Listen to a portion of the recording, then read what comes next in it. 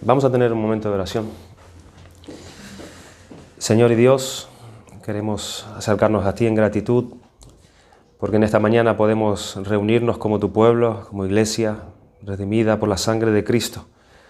Por sus méritos y por tu gracia podemos estar aquí ante ti.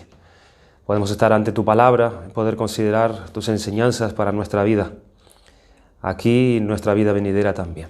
Señor, queremos rogarte que tú guardes a nuestros hermanos en el trayecto de su viaje y que ellos puedan, Señor, hacer el bien que sus padres necesitan también. Cuida de ellos, Señor, y tráelos en bien otra vez. Gracias te damos por tu amor y por tu misericordia que tú manifiestas sobre tu pueblo siempre. Tú eres fiel y tú eres inmutable, Señor.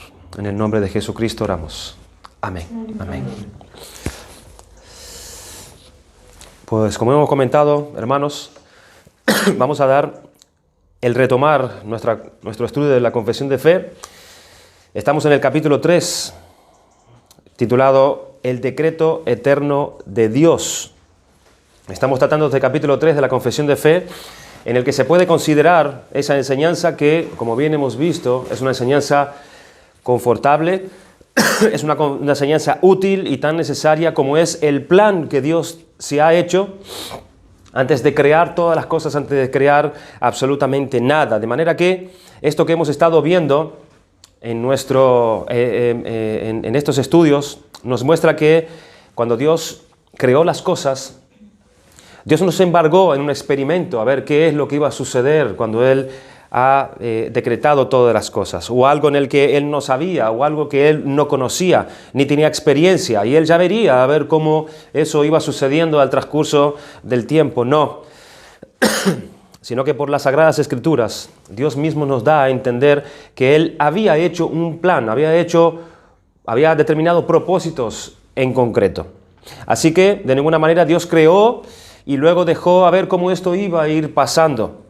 Tampoco Él nos ha abandonado al azar, no ha sido así, o a la suerte o a las casualidades, ni tampoco el mal o el maligno, como aunque existen y tienen muchísima influencia, no son los agentes que tienen el monopolio de todas las cosas. Esas no son las leyes que gobiernan la creación de Dios en absoluto.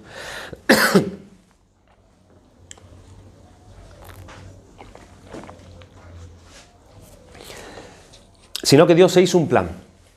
Dios se hizo un plan y no un experimento. Y ese plan es el que Él está llevando a cabo desde el principio de la creación del mundo hasta el fin de ella. Y en ese plan incluyen absolutamente todas las cosas. Las cosas que son pequeñas, las cosas que son grandes, ya sean buenas o malas, tanto las voluntarias como las cosas involuntarias también. Todo cuanto hay, todo cuanto ocurre está incluido en ese plan eterno de Dios. Ese plan que fue hecho en la eternidad por Dios conforme a su voluntad, conforme a su poder, conforme a su soberanía, es lo que aquí los autores de la confesión de fe llaman el decreto eterno de Dios.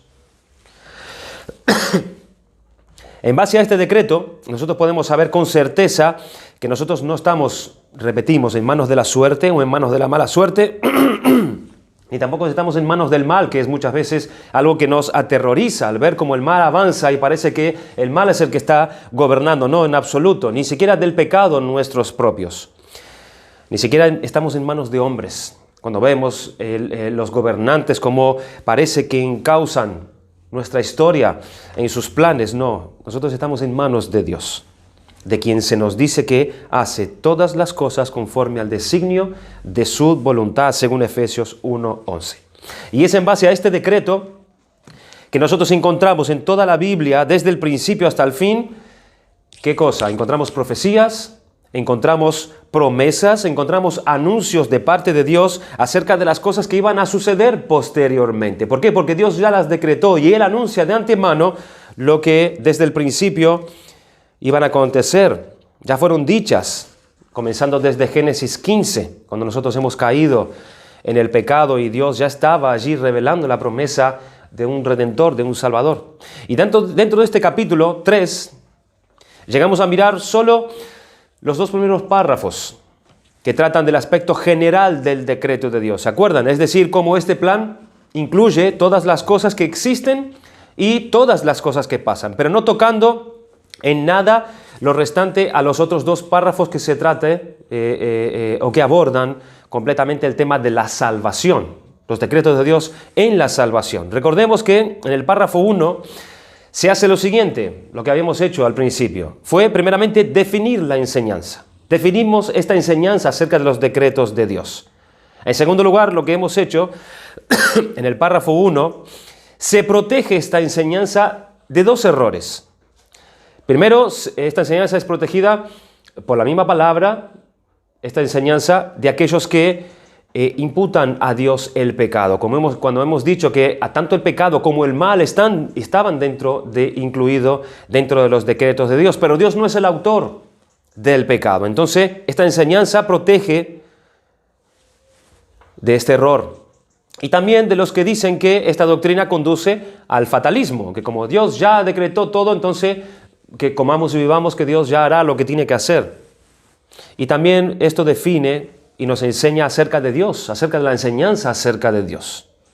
En el párrafo 2 nos habla los escritos de la confesión de fe acerca de la incondicionalidad de este decreto de Dios. Es decir, su plan no fue establecido en base a ciertas condiciones que se darían, sino solo dependiente de la voluntad de Dios. Los decretos que Dios estableció antes de la fundación del mundo no están basados en nada fuera de Él. Nada en que condicione a Él a tomar una decisión o a decretar alguna cosa u otra. Después de hacer este repaso, vamos a adentrarnos en un aspecto más concreto de este decreto de Dios, que es la segunda parte de este capítulo. El párrafo del 3 al 7. Yo quisiera que tú abras ahí en los himnarios nuestros la confesión de fe, que la tenemos ahí en las últimas páginas. Y podríamos dividir este capítulo 3, esta enseñanza de los decretos de Dios, en dos partes. La primera fue la que acabamos de mencionar, entre el párrafo 1 y 2, y la segunda parte, los párrafos del 3 al 7, que habla concretamente del decreto de Dios en relación a la salvación. Y esta segunda parte la podíamos dividir al mismo momento en tres partes, ¿sí? La primera parte podíamos separarla entre el párrafo 3 y el 4, que habla de las dos características más importantes de este decreto de la salvación, a saber, el párrafo 3 nos está hablando acerca de la selección distintiva de Dios en la salvación, y el párrafo 4 habla de su naturaleza inalterable e inmutable. Dios, cuando decretó la salvación, es inalterable, es inmutable, es lo que nos va a hablar este capítulo, este párrafo 4. En la segunda parte veremos los párrafos 5 y 6, cómo Dios lleva a cabo este decreto de salvar. El párrafo 5 nos hablará de la sustancia de la elección. La sustancia de la elección. Y el párrafo 6, los medios de este decreto. Los medios que Dios usa para llevar a cabo este decreto de salvar a aquel que lo decretó antes de la fundación del mundo. Y la tercera parte será el párrafo 7, que sería el uso correcto de este decreto. El decreto de la elección de Dios en la salvación, cómo hacemos un uso correcto de este decreto. Pues bien, podemos conocer este decreto de Dios de dos maneras, hermanos. Este decreto de Dios lo podemos conocer de dos maneras. La primera manera es mirando las cosas cuando ocurren, ¿verdad? Nosotros no podemos conocer el decreto de Dios, este tipo de decreto de Dios, a no ser mirando cuando esto ocurre. Y ahí podemos decir, sí, mira, sucedió, y si sucedió es porque Dios lo decretó, ¿verdad? Y en segundo lugar también, si a Dios le place revelárnosla en su palabra. Primero mirando, cuando las cosas acontecen, conocemos los decretos, y segundo mirando en la palabra de Dios. Dice Deuteronomio 29:29, las cosas secretas pertenecen a Jehová nuestro Dios, mas las reveladas son para nosotros y para nuestros hijos para siempre, para que cumplamos todas las palabras de esta ley.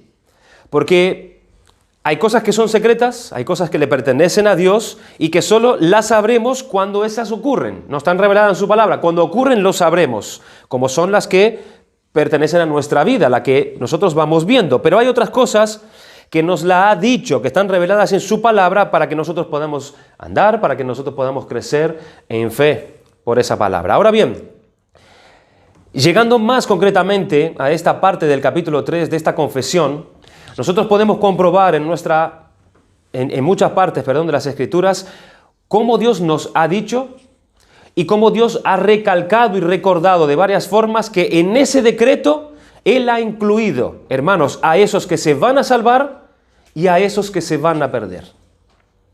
En ese decreto de Dios para la salvación, Dios ya estableció, Dios ya incluyó, Dios lo recalca en su palabra y nos lo recuerda de varias maneras que esto es así. Que Dios ya ha incluido en su decreto a esos que se salvarán y a esos que se perderán. Como para dejarnos claro y bien claro de este asunto tan vital que es la salvación, no es algo que en definitivas cuentas no está en manos del hombre. Esto no es algo que el hombre lo pueda manejar, no está en manos del hombre, sino que eso descansa detrás de todo en las manos de Dios. De Dios. Y respecto a esta salvación, nosotros podemos ver que este decreto de Dios no solo recoge ese plan que provee lo necesario para la salvación, hablando acerca de esos medios que Dios provee para que la salvación del escogido se lleve a cabo, sino que abarca a los que iban a ser salvos y a los que también no lo serán, como hemos dicho. En el decreto de Dios, conforme a la salvación de los hombres, abarca a los que estarán delante de Dios, delante de la presencia de Dios, justificados por la sangre de Cristo como herederos de los favores de Dios Padre en el cielo eterno, como también abarca a los que se perderán eternamente por causa de su rebelión, desobediencia y pecados. De manera que en este decreto, y esto es sorprendente, se incluyó la salvación de una cantidad inmensa de hombres. De inmensa. Según nos dice Apocalipsis 7, del 9 al 10, dice: después de esto miré, allí está Juan, y aquí una multitud, la cual nadie podía contar, de todas las naciones y tribus y pueblos y lenguas que estaban delante del trono y en la presencia del Cordero, vestidos de ropas blancas y con palmas en las manos, y clamaban a gran voz diciendo: la salvación pertenece a Dios, que está sentado en el trono, y al Cordero. Entonces, en la segunda sección de este capítulo 3, trata sobre el tema de la predestinación. La predestinación. Buenos días. Adelante.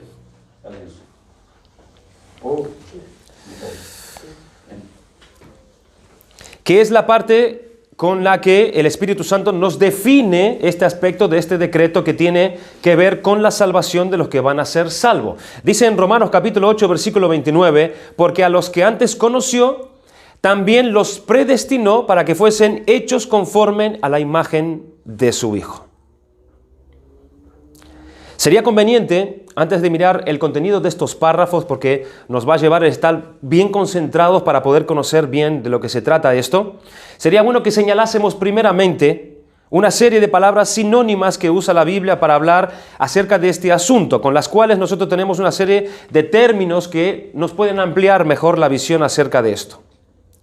Por ejemplo, la palabra elección. Encontramos en la Biblia la palabra elección. Tanto el término griego como su equivalente en el hebreo se refiere a la acción divina por la que una o a la persona o a personas son seleccionadas, son escogidas por Dios.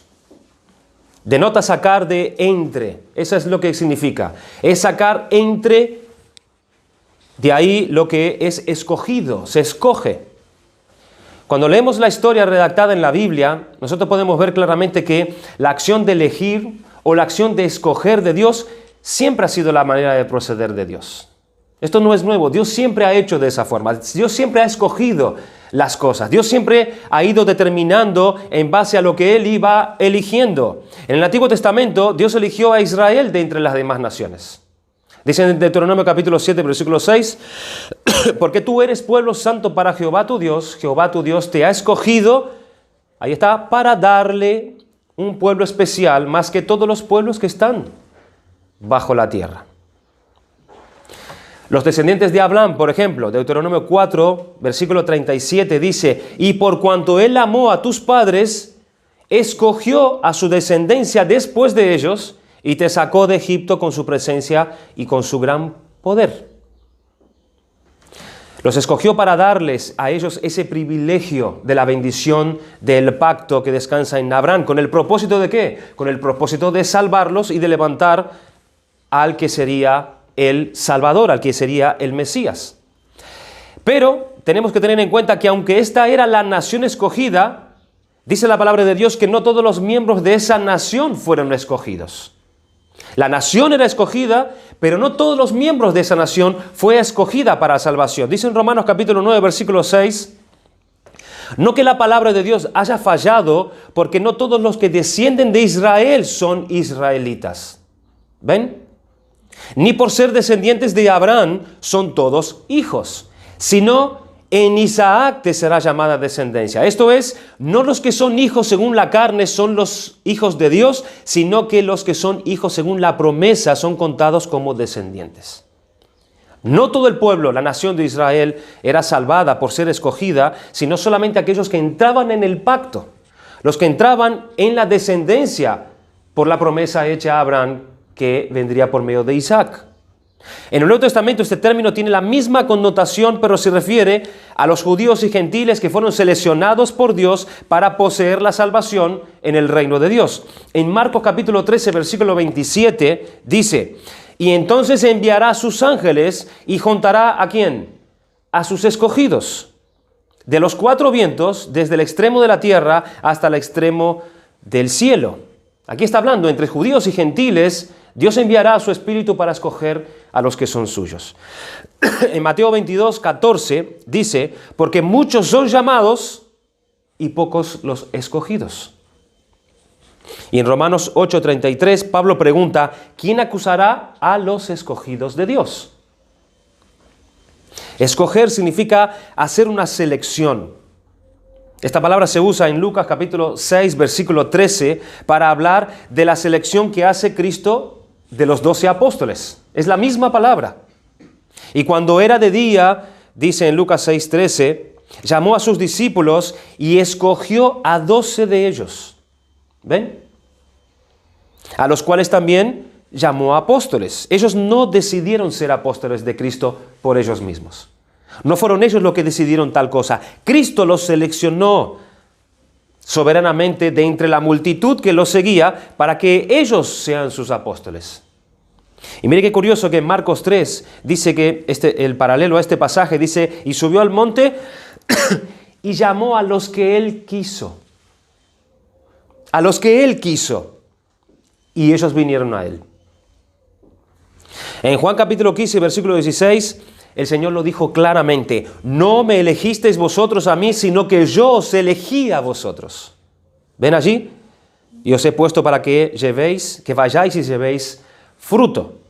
Uno de los textos claves del Nuevo Testamento con respecto a la doctrina de la elección es Efesios capítulo 1, versículo del 3 al 6. Este es un pasaje donde hace más énfasis acerca de esta obra de predestinación y elección de parte de Dios entre algunos. Dice, bendito sea el Dios y Padre de nuestro Señor Jesucristo, que nos bendijo con toda bendición espiritual en los lugares celestiales en Cristo, según nos escogió en Él antes de la fundación del mundo, para que fuésemos santos y sin mancha delante de Él, en amor, habiéndonos predestinados para ser adoptados hijos suyos por medio de Jesucristo, según el puro afecto de su voluntad. Pablo nos dice allí que todas las bendiciones espirituales que nosotros hemos recibido de la mano de Dios han venido a nosotros de acuerdo a su plan eterno de salvación. Él nos bendijo con toda bendición espiritual según nos escogió en Él antes de la fundación del mundo. Aquí está diciendo que Él nos bendijo en conformidad al hecho. Es lo que significa la palabra según. En conformidad con el hecho de que nos escogió conforme a un plan que Él trazó en la eternidad. Y como hemos sido escogidos, como eso llegó a su tiempo, ahora Dios derrama sobre nosotros bendiciones espirituales que otros no reciben. Pero muchos crujen sus dientes contra esta doctrina y se sienten profundamente molestos cuando nos escuchan hablar de un Dios soberano que hace todas las cosas según el designio de su voluntad. En otras palabras, no soportan la idea de que Dios ejerza su prerrogativa de ser Dios. Dios es Dios. Y es que pocas doctrinas de la Biblia aplasta tan rotundamente el orgullo y la soberbia del hombre que esta doctrina de los decretos de Dios. La Biblia enseña con toda claridad que nuestro Dios es soberano. Es soberano. Y que antes de la fundación del mundo, Él escogió libremente a un grupo de personas para salvación y a los otros los dejó sumidos en su justa condenación. Eso es lo que enseña la Biblia. Y es obvio que Pablo no pensaba en esta doctrina solo que debía ser estudiada en un seminario o entre teólogos. Pablo, cuando escribió estos versículos a los hermanos de Éfeso, él no tenía esto en mente, sino que Pablo, cuando escribió esta carta, esta fue escrita a esa iglesia compuesta por hermanos comunes y corrientes. Por hermanos comunes y corrientes, quienes debían unirse a Pablo, bendiciendo a Dios y alabando su nombre por haberlos escogido, por haberlos predestinados para la salvación antes de la fundación del mundo. En la iglesia primitiva no tenían problema con aceptar esta doctrina, porque ellos conocían su condición de pecado, conocían su imposibilidad de salvarse a sí mismo. Y si de alguna manera iban a ser salvos, era porque Dios hiciera la obra, porque Dios los escogiera para tal cosa. Hermanos sencillos, el punto que debemos determinar aquí es ¿quién está en las manos de quién? ¿Quién está en las manos de quién? ¿Es Dios quien está en las manos del pecador o es el pecador que está en las manos de Dios? La Biblia enseña con toda claridad que es el pecador quien está en las manos de Dios, hermanos, y no al revés. En cuanto a la palabra predestinación, esa palabra es la traducción del vocablo griego prorizo. Es lo que significa esa palabra en griego. Es una palabra compuesta por dos palabras. La palabra pro significa de antemano, es antes, de antemano. Y la palabra orizo, de donde proviene nuestra palabra horizonte. De ahí viene esa palabra. El horizonte es la línea que divide el cielo y la tierra. De manera que la idea de esta palabra es trazar un límite de antemano. Un límite antes de todas las cosas y un límite después. Soberanamente Dios trazó una línea demarcadora en la raza humana y a algunos los destinó de antemano para ir al cielo. Significa determinar de antemano, significa ordenar previamente, por adelantado. Y esta es una de las palabras que habla de ese orden. Esa palabra habla de ese plan de Dios, hecho antes de la existencia de todas las cosas, por medio del cual se hacen ciertas cosas con un destino. Se determina ciertas cosas para un cierto fin.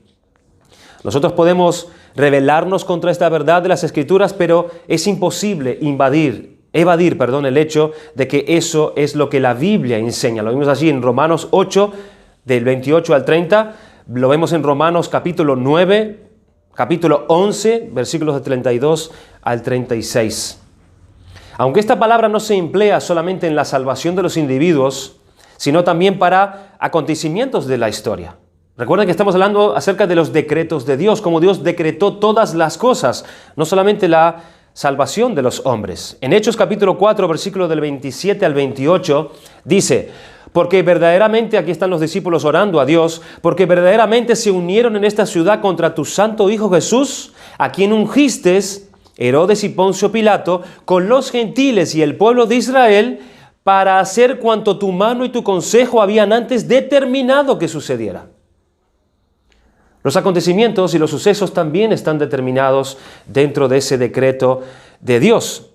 O se habla de esa sabiduría que se lleva a la salvación, la cual ha sido preparada por Dios para dársela a los suyos. En 1 Corintios capítulo 2, versículos 6 y 7, dice: sin embargo, hablamos sabiduría entre los que han alcanzado madurez, y sabiduría no de este siglo, ni de los príncipes de este siglo que perecen, mas hablamos sabiduría de Dios en misterio, la sabiduría oculta, la cual Dios predestinó antes de los siglos para nuestra gloria.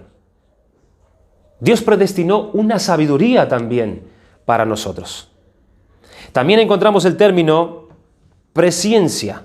El término presciencia Esta es una palabra que aparece en 1 de Pedro 1:2, que dice, elegidos según la presciencia de Dios Padre. Esta también es una palabra compuesta que quiere decir conocer anticipadamente. Saber las cosas de antemano. Antes que suceda, Dios ya lo conoce. Vemos la diferencia con la palabra anterior. Esta solo se refiere a conocer, a saber. Y la anterior es determinar de antemano con un propósito y un fin. Y esto va de la mano. Dios no puede destinar algo si Él antes no lo conoce. Dios conoce todas las cosas de antemano. Por eso Él puede predestinar y puede destinar algo para un fin. Otro término es ordenado. Hechos 13:48 dice, los gentiles, oyendo esto, se regocijaban y glorificaban la palabra del Señor, y creyeron todos los que estaban ordenados para vida eterna. Esta palabra ordenados significa apuntados, significa señalados. Aquellos que han sido dispuestos para. Estas palabras pueden ayudarnos a que nosotros podamos entender mejor acerca de lo que significa esta obra de Dios en decretar a aquellos que iban a ser salvos de antemano. Vamos a considerar esta primera parte, los párrafos 3 y 4, donde nosotros vemos las dos características más importantes de este decreto de la salvación. El párrafo 3 dice lo siguiente: por el decreto de Dios, para la manifestación de su gloria, algunos hombres y ángeles son predestinados o preordinados. Esa palabra preordinados significa determinar y disponer todas las cosas desde la eternidad para que tenga su efecto en los tiempos que les pertenece. Esa palabra preordinado.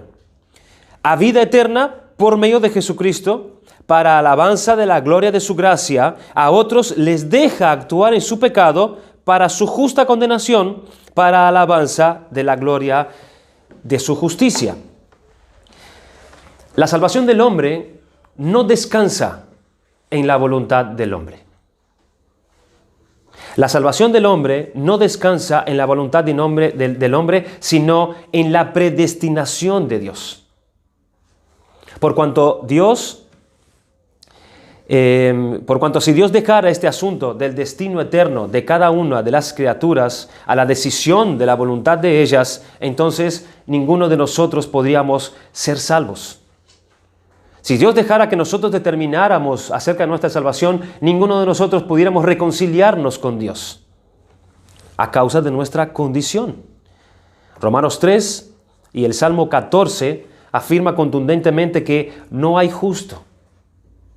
No hay justo ni aun uno. No hay quien entienda. No hay quien busque a Dios. Todos se desviaron y aún se hicieron inútiles. No hay quien haga lo bueno, no hay ni siquiera uno. Esto es lo que declara la Biblia acerca de la condición de todo hombre y mujer sobre la faz de la tierra. Fíjense que si cuando el hombre era recto, según Eclesiastés capítulo 7, versículo 29, dice que él se buscó de muchas perversiones. Cuando el hombre era recto, él buscó de muchas perversiones. ¿Cuánto más ahora cuando nosotros somos seres caídos? Hermanos, es solo sostenido en este decreto el que es posible que exista iglesias en la tierra. Es solo en base a este decreto. Y en todas las naciones del mundo hay iglesias porque está y existe este decreto de Dios, el que garantiza la salvación de toda esa multitud, como hemos mencionado en Apocalipsis capítulo 7, versículo 9. Pero Dios no ha decretado salvar a todo el mundo. Esto es un hecho, ¿verdad? Entendemos, la Biblia declara que hay personas que van a padecer condenación en el infierno. Dios no ha decretado salvar a todo el mundo. Aunque Él no quiere, aunque Él no se agrada con la muerte del rebelde. Lo dice en Ezequiel capítulo 18, versículo 22. Sino que a Dios le gustaría, el deseo, el sentir de Dios es que todos vengan al conocimiento de la verdad. Es el sentir de Dios. La Biblia no menciona que Dios escoge a los hombres para condenación. Escucha esto. Dios no elige a los hombres para derramar sobre ellos su ira. Porque la palabra escoger y la palabra elegir son términos usados solo para hablar de aquellos que son salvos. Y no para los condenados. No. Dios no escoge para condenar. No es el actuar de Dios escoger personas deliberadamente para condenarlas. No, ese término se emplea solamente a los que son salvados. Dios no se deleita en condenar. En Dios no hay ese tipo de deseo. Él no se agrada en la muerte del impío. Él no se agrada en la muerte del rebelde. Claro que le gustaría que todos viniesen al conocimiento de la verdad. Ese término escoger, elegir, es reservado a los salvados y no a los que se pierden. A Esaú no lo escogió para que se pierda, porque él ya estaba perdido. Él ya estaba perdido, sino que dice la palabra que lo aborreció, es el término que usa. En Moisés dice no tener misericordia y no compadecerse de aquel que está perdido. Él ya está sin misericordia, él ya está sin compasión de Dios. Y Dios decide que él continúe en esa condición. De Faraón dice ser levantado para ser endurecido. Dios no lo escogió, sino que lo levantó para eso, para endurecerlo. Del barro dice vasos de deshonra. Del falso profeta dice Judas que son destinados para esta condenación. Destinados para esa condenación. O sea, hombres impíos que siguen su camino. Que siguen su camino de perdición. El escoger de Dios siempre es para salvación y no para condenación, sino que la condenación es su destino, que su rebeldía y rebelación contra Dios sigue su curso hasta el día del juicio. De manera que debemos ver cómo hay una elección por parte de Dios y esta elección tiene una doble cara. Unos son elegidos para manifestar la gloria de Dios, esos son los escogidos y predestinados para la salvación, y los otros son los reprobados para manifestar la gloria de la justicia de Dios. Y estos son dejados en su condición, son dejados en la condenación, como dice Mateos 11, Romanos 9, 1 de Pedro 2 y Judas 4. El párrafo 2 nos habla acerca de su naturaleza inalterable e inmutable. Miren lo que dice el párrafo 4. Dice, estos ángeles y hombres, así predestinados y preordinados, están designados particular e inalterablemente, y su número es tan cierto y definido que no se puede ni aumentar ni disminuir. Este párrafo 4 nos habla de su naturaleza inalterable e inmutable. En este párrafo se nos quiere enseñar cómo este decreto para la salvación no es algo que está sujeto a ningún cambio. No está sujeto a ningún cambio, que ahora esto sí, que Dios decide ahora esto y ahora Dios luego lo refuta y lo cambia. No es algo que esté abierto. Ya veremos lo que sucede después, como dice Dios. Está escogido, pero luego ese plan, ese decreto se muta, no.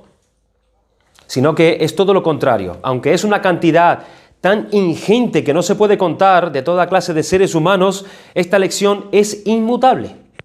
Es inmutable. No puede haber un cambio. Es irrevocable. Ya nada ni nadie puede echar atrás o anular lo que Dios ya decretó en cuanto a la salvación de algunos. Sino que es segura. Es segura y además es precisa. Que desde antes de la fundación del mundo ya Dios sabe quiénes son los que Él va a señalar en su día preciso.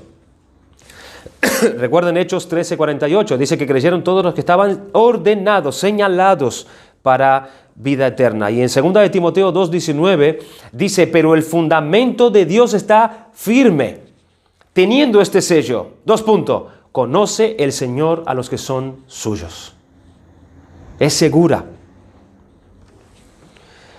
La segunda parte, los párrafos 5 y 6, como Dios lleva a cabo este decreto de salvar, es lo que nos dicen los escritores aquí. El párrafo 5 nos habla de la sustancia de esta elección. La sustancia de esta elección. Y dice así el párrafo 5. A aquellos de la humanidad que están predestinados para vida, Dios, antes de la fundación del mundo, según su propósito eterno e inmutable, y el consejo secreto y beneplácito de su voluntad, los ha escogido en Cristo para gloria eterna, meramente por su libre gracia y amor, sin que ninguna otra cosa en la criatura, como condición o causa, le moviera a ello. Así que se nos explica cómo es esta predestinación. ¿En qué consiste? ¿Qué elementos tiene esta predestinación? ¿Qué es lo que debemos pensar al hablar nosotros de ella? Bueno, primeramente, que Dios es el autor.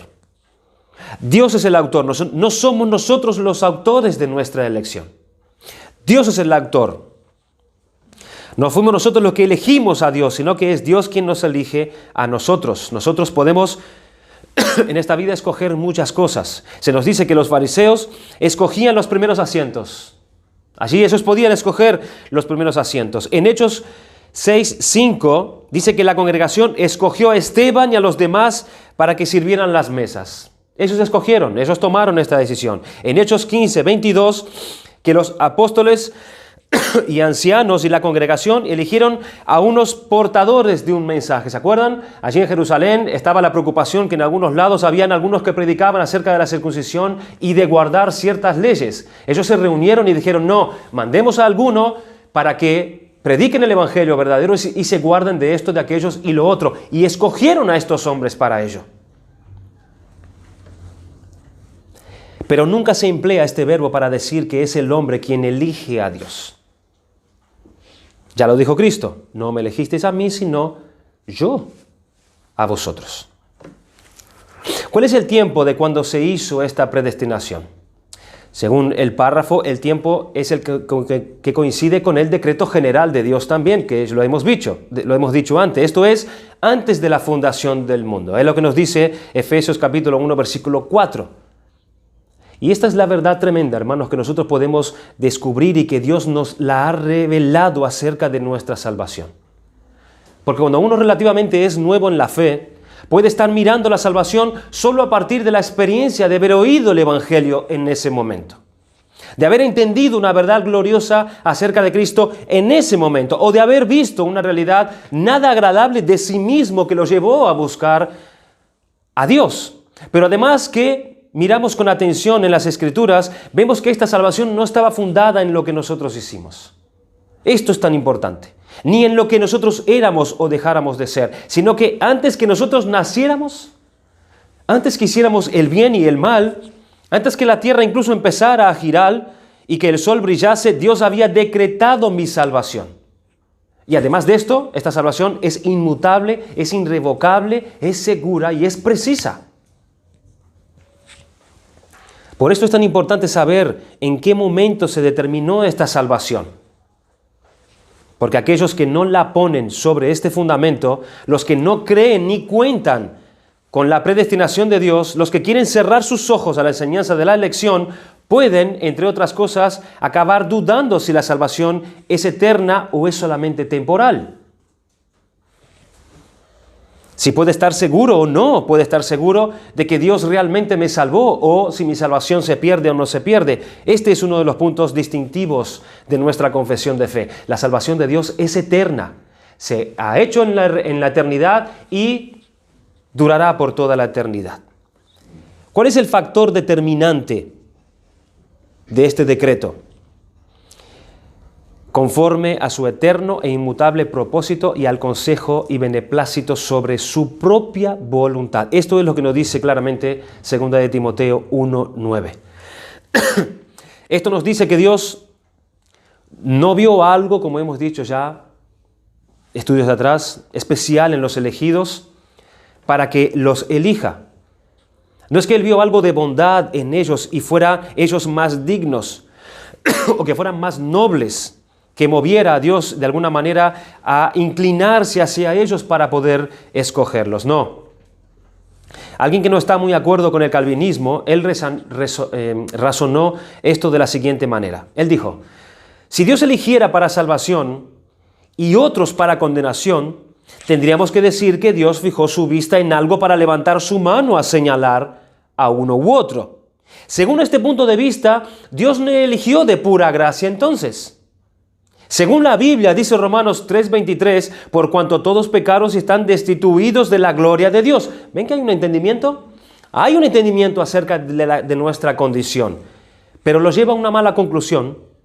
Eso quiere decir que todos tenemos pecados. Esa es una buena conclusión. definición, pero él concluye, y por nuestra naturaleza caída, entonces Dios tuvo que elegirnos al azar. ¿Por qué? Porque en nadie hay virtud. Y si nos miró por algo, es específico, y si nos miró por algo en específico, ya no sería gracia entonces. Y como en nadie había virtud, tan solo nos queda lógicamente entonces la elección al azar.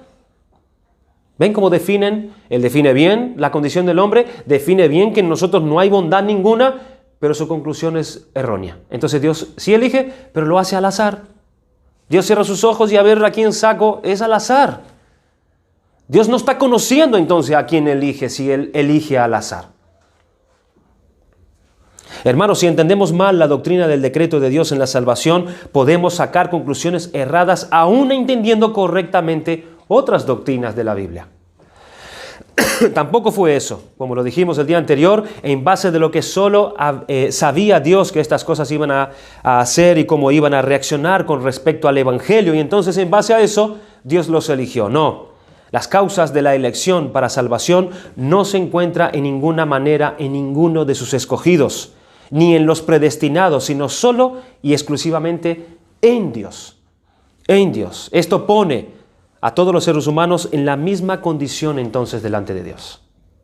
A todos en la misma condición. ¿Cuál es la razón del escoger de Dios para salvación? Según el puro afecto de su voluntad. Según el puro afecto de su voluntad. Esta respuesta al corazón orgulloso es como que le suena como un portazo en la cara. Se acabaron las preguntas. Porque yo lo quise. Según mi voluntad ha sido así. La elección de Dios no fue arbitraria o caprichosa. Una decisión arbitraria es aquella que toma una decisión que no tiene razón, que no tiene fundamento, que no tiene sentido. Pero en el caso de Dios, Él sí tenía una razón para escogernos. Solo que esa razón se encuentra en Él y no en nosotros. Como también es secreto el número, como dice el párrafo, de los que son escogidos, como la identidad de estos que han sido elegidos también. Solo lo sabremos cuando estos respondan al Evangelio. ¿De qué manera? Arrepintiéndose y creyendo en Jesucristo, y luego ellos vengan a vivir una vida santa y se quieran conservar sin manchas delante de Dios. Ahí es cuando veremos quiénes son aquellos que Dios escogió. La manera, la base de esta elección, esto es tan fundamental. La manera y la base de esta elección dice que los ha escogido en Cristo. En Cristo. Este es un punto que los autores quieren resaltar, dando el énfasis que se da en este importante pasaje que trata sobre este tema de Efesios 1 del 1 al 13, donde se nos repite en Cristo hasta 8 veces. Es el tema allí donde se recoge más explicado o señalado el tema de la predestinación y la elección, y se recalca en Cristo 8 veces, versículos 1, 3, 4, 6, 7, 9, 11, 12 y 13. Lo cual nos quiere decir que no es que Dios simplemente nos haya señalado desde antes de la fundación del mundo para que hagamos alguna cosa u otra, sino que esta predestinación quiere decir que Dios nos incorpora. Dios nos incorpora, nos une a Cristo. Así como pasa en el matrimonio. De la misma manera que pasa en el matrimonio. Pasa a compartir y tener juntos todas las cosas cuando tengan que pasar y sufrir juntos. Son una sola carne. Todo lo que pasarán, lo pasarán juntos y lo sufrirán juntos y se alegrarán juntos para unir para siempre y eternamente sus destinos en la unión con Cristo. No en la unión del matrimonio, porque es una unión temporal, pero Dios unió a esos escogidos ya en Cristo para que ellos pudieran recibir todas las cosas. Por esto, los que padecen, los elegidos en Cristo, la iglesia lo padece también.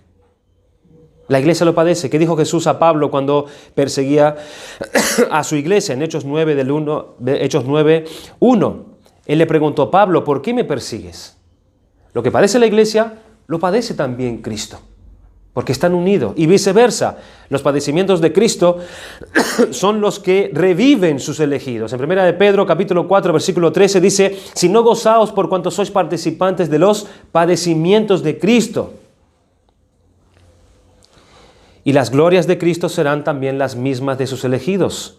El Señor oró diciendo: Padre, aquellos que me has dado, quiero que donde yo estoy también ellos estén conmigo, para que vean mi gloria que tú me has dado. La base de nuestra elección está en Cristo, porque nos ha incorporado en Cristo. La causa de nuestra elección nos lo declaran los autores, que es su libre gracia y su puro amor. Solo porque Dios es amor, piensen en ese momento que Dios escoge. Dios tiene allí todo el grupo de la humanidad. Y Dios va a seleccionar a algunos en Él.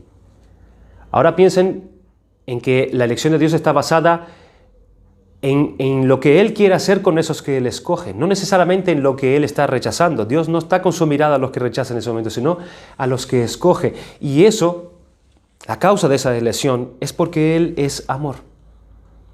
Y solo porque Él nos ha querido salvar, por ese su amor, es que todos esos han sido salvados. Esta elección y predestinación es un acto de puro amor de Dios, de pura gracia para llevarlos a toda bendición. Nadie tenía el derecho, ni tiene, ni tendrá de pedir ni esperar de que Dios los salve. Ni Dios tampoco está obligado de ninguna forma a hacerlo, por cuanto ningún ser humano es merecedor de la salvación. Pero Él quiso usar de su gracia. Él quiso usar de su amor para escoger para salvación entre tantos. Es por eso que aquellos redimidos cantan en Apocalipsis 5, por tal gracia. Están glorificando la gracia de Dios. Vamos terminando, hermanos. ¿Cuál es el propósito de la elección? ¿Para qué nos escogió Dios? Y Pablo da por lo menos dos motivos por el cual Dios nos escogió para salvación. Por un lado, nos dice que Dios nos escogió para ser santos y sin manchas delante de Él. Para ser santos y sin manchas delante de Él. No fue que Él vio algo bueno en nosotros y por eso nos escogió. No. No fue que Él vio algo bueno. Él nos vio más bien en nuestro pecado, en nuestra impiedad, y nos escogió para hacernos santos. O sea que la santidad es un fruto de la elección de Dios. La santidad es un fruto de la elección de Dios, no su causa. Dios el Padre nos escogió y Dios el Hijo murió en una cruz para que nosotros fuésemos el pueblo santo. Un pueblo de hombres y mujeres apartados para Dios y viviendo bajo los principios de su voluntad revelada. Ese es el primer motivo por el cual Dios nos eligió, para que seamos santos y sin manchas. Pero Pablo nos dice también que nosotros fuimos escogidos y predestinados en amor para ser adoptados hijos suyos por medio de Cristo. Para ser sin manchas, para ser santos y para ser sus hijos, para ser adoptados por medio de Jesucristo. Hoy en día, cuando nosotros hablamos de adopción, pensamos en inmediato de niños pequeños, ¿verdad? ¿Quién quiere adoptar a un hombre de 22 años? Cuando hablamos de adopción, hablamos de niños, hablamos de pequeños, pero en el tiempo de Pablo no se solían adoptar bebés, hermanos, sino personas adultas. Si un hombre rico no tenía herederos, éste buscaba una persona que fuera digna a quien dejarle toda su herencia. Y lo adoptaba como su hijo, y a partir de ahí, de inmediato, esa persona tenía el derecho sobre todos los bienes de ese rico. Así es como se adoptaba. Y eso es lo que Pablo tiene en mente cuando habla aquí de adopción. Nosotros somos ahora hijos de Dios, con todos los derechos filiales de un hijo, porque Dios nos adoptó. Solo que cuando Dios decidió hacer eso, nosotros no éramos dignos de ser herederos suyos. Por eso primero nos justificó. Primero Él nos justificó poniendo en nuestra cuenta la justicia perfecta de Cristo y luego nos adoptó para que nosotros seamos perdonados por Él.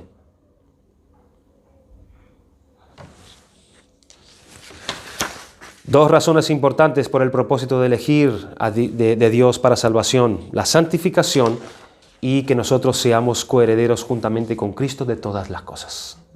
Dios quería tener muchos hijos. Dios quería adoptar muchos hijos y por eso los salvó. Y el párrafo 6, hablando de esos medios del decreto, vamos a leerlo de forma rápida, ya vamos terminando. Los medios del decreto dice: así como Dios ha designado a los elegidos para la gloria, de la misma manera, por el propósito eterno y libérrimo de su voluntad, ha preordenado todos los medios para ello. Por tanto, los que son elegidos, habiendo caído en Adán, son redimidos por Cristo, eficazmente llamados a la fe en Cristo, por su Espíritu obrando en su debido tiempo, son justificados, adoptados, santificados y guardados por su poder mediante la fe para salvación. Asimismo, nadie más es redimido por Cristo o eficazmente llamado, justificado, adoptado, santificado y salvado, sino solamente los elegidos. Los elegidos.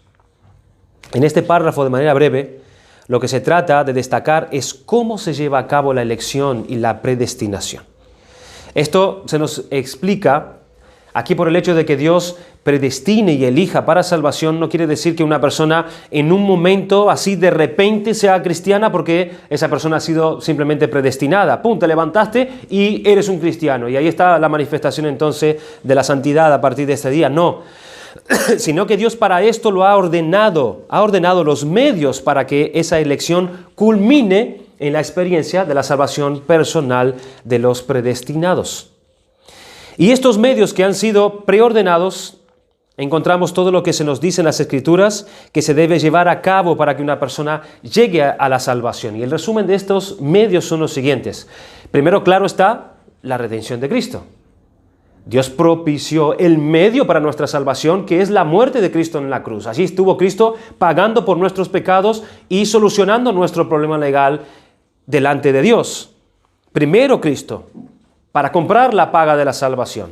Y después es el Espíritu Santo quien, en su debido tiempo, va aplicando toda la redención comprada por Cristo y así ser justificados, adoptados, santificados y guardados por su poder por medio de la fe para esa salvación futura. Y en la última parte de este párrafo nos afirma que la aplicación de estos medios está limitada solamente a estos escogidos de Dios. O adopta a los que no son salvos, no adopta, la obra de Cristo a los que no son salvos, no va dirigida a todo el mundo, sino solamente a los suyos, a los que Él escogió. Dice Marcos 14, y les dijo, esto es mi sangre del nuevo pacto, que por muchos, no por todos, que por muchos se derrama. Juan 17, 9 dice, yo ruego por ellos, no ruego por el mundo, sino por lo que me distes, porque tuyos son. Y es aquí en donde nosotros encontramos, hermanos, la tarea de los apóstoles, la tarea de los evangelistas y de la iglesia también. En Mateo 28, cuando allí el Señor encomienda esa gran comisión de ir y predicar el evangelio, porque esta es la forma ordenada por Dios para llamar y salvar a los que son escogidos. La predicación del evangelio. Primera de Corintios 1:21 dice que a Dios le agradó salvar a los creyentes por la locura de la predicación. Y en esto se empeñan de una forma u otra aquellos que obedecen al Señor, sabiendo que es así que los elegidos serán salvos. Como dijo Pablo, en el cual yo sufro penalidades hasta el encarcelamiento como un malhechor, pero la palabra de Dios no está presa. Por tanto, todo lo soporto por amor a los escogidos, para que también ellos obtengan la salvación que está en Cristo Jesús y con ella la gloria eterna. Los que ya están salvos entienden que la salvación viene por medio de la predicación del evangelio, para que los escogidos vengan a la salvación. Hay quienes rechazan la doctrina de la predestinación porque dicen que los que creen que ella no, porque dicen que los que creen en ella no creen ni practican la evangelización. Y ahí está el fatalismo. Como Dios ya predestinó, como Dios ya eligió, no prediquemos, pero se olvidan que el medio que Dios escogió es precisamente la evangelización. Y aunque es verdad que en la historia de la iglesia han habido y hay ciertos grupos de posiciones llamados hoy en día como hipercalvinismo, estos son los fatalistas de hoy en día, los hipercalvinismo, que hacen así. Y esa posición no la podemos ver sino como una perversión de esta doctrina. Creer en la doctrina de la gracia no significa que tienes que olvidar el testificar por el Evangelio, sino es todo lo contrario, porque es por el testimonio del Evangelio que los elegidos serán salvos. Y aún más, esta doctrina nos anima a testificar sabiendo que no será en vano el testimonio que se dé, porque dará el fruto de salvación seguro a su tiempo a los que serán salvos por medio de la predicación del Evangelio. Concluimos con el párrafo 7, donde nos habla acerca del uso correcto de este decreto. Y dice el párrafo rápidamente lo siguiente: la doctrina del profundo ministerio de la predestinación debe tratarse con especial prudencia y cuidado, para que los hombres, al atender a la voluntad de Dios revelada en su palabra y al prestar obediencia a la misma, puedan, por la certeza de su llamamiento eficaz, estar seguros de su elección eterna. De este modo, esta doctrina proporcionará motivo de alabanza, reverencia y admiración a Dios, y de humildad, diligencia y abundante consuelo a todos los que sinceramente obedecen al Evangelio. Que nadie diga: como yo soy un elegido, entonces puedo hacer y vivir como yo quiera. Aquellos de verdad y corazón que creen en estas cosas, creemos también a dónde nos adentra esta verdad. Nosotros no podemos creer esto de esta manera. ¿Qué dice en Efesios 1:4? Para que fuésemos santos y sin manchas delante de Dios. Ahí está el motivo. Una persona que no sigue la santidad en medio de sus luchas contra el mal se tiene que cuestionar realmente y seriamente quién es, aunque haya tenido un pasado, algunas experiencias con Dios. Pero si esa persona no está andando conforme a la santidad, si esa persona no está luchando contra el mal que hay en ella, porque esa es una evidencia de la elección de Dios en la salvación. Los elegidos de Dios tienen un fruto y una consecuencia. Aquellos que son verdaderamente elegidos obedecen al Evangelio de Cristo. Si una persona está andando y viviendo en desobediencia a la palabra de Cristo, sin arrepentimiento, sin querer ceder a la voluntad de Dios, tal persona engaña directamente a su alma, pues así nadie verá al Señor. Es lo que dice en Hebreos 12:14. Seguid la santidad sin la cual nadie verá al Señor. Si decimos y creemos que somos escogidos de Dios, andemos entonces como escogidos de Dios, como es digno de Dios que nos llamó a su reino de gloria. En Efesios capítulo 1 dice que Dios nos escogió para alabanza de la gloria de su gracia, con la cual nos hizo aceptos en el amado, en quien tenemos redención por su sangre, el perdón de pecados según las riquezas de su gracia. ¿Cuál es la meta final hacia la cual se mueve todo lo antes dicho en el reconocimiento de lo que hemos meditado? ¿Cuál es la meta final? La adoración a Dios. Eso es la alabanza. La meta final de la excelencia divina, manifestación del favor de Dios hacia los indignos. Esa es la meta final. El reconocimiento de Dios por nuestra indignidad. Como bien señala Charles Hodge, él dijo: el propósito de la redención es exhibir la gracia de Dios de una manera tan eminente que llene todos los corazones de sobrecogimiento y todos los labios de alabanza. Llevarnos a alabar a Dios por lo que Él ha hecho en nuestra indignación. Alguien se preguntó, a la luz de todo esto yo me pregunto, ¿acaso existe un privilegio más grande de ser cristiano? ¿Acaso existe un privilegio más grande que ser cristiano? ¿Es que acaso hay algo que sea más glorioso que conocer a nuestro Señor Jesucristo y tener nuestra vida escondida en Él? ¿Hay algo más glorioso que eso?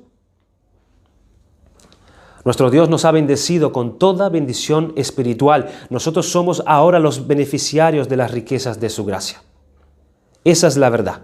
Somos coherederos de Dios juntamente con Cristo.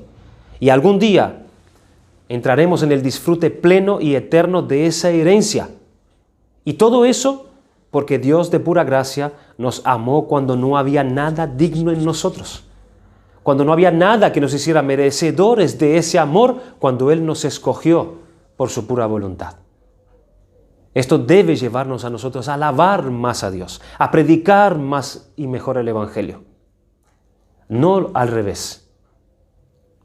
Y estar postrados ante Dios en gratitud porque nosotros no merecíamos que Dios nos escogiera. Esto estaba en Él. Y a Él se tiene que llevar la gloria por esta obra tremenda en decretar a aquellos que iban a ser salvos por su gracia, en donde estabas tú y estaba yo, eternamente. Vamos a dar gracias al Señor por su palabra. Yo sé que esto ha sido algo de ir un poco corriendo. Tenemos que seguir avanzando nosotros y nos tocó tratar este tema que pudiéramos estar toda la vida predicando acerca del escoger de Dios, de la elección de Dios, la predestinación, porque en la Biblia abunda mucha escritura acerca de este tema. Pero bueno, podamos nosotros tener algo claro acerca de lo que significa este decreto de Dios en la salvación. Vamos a orar.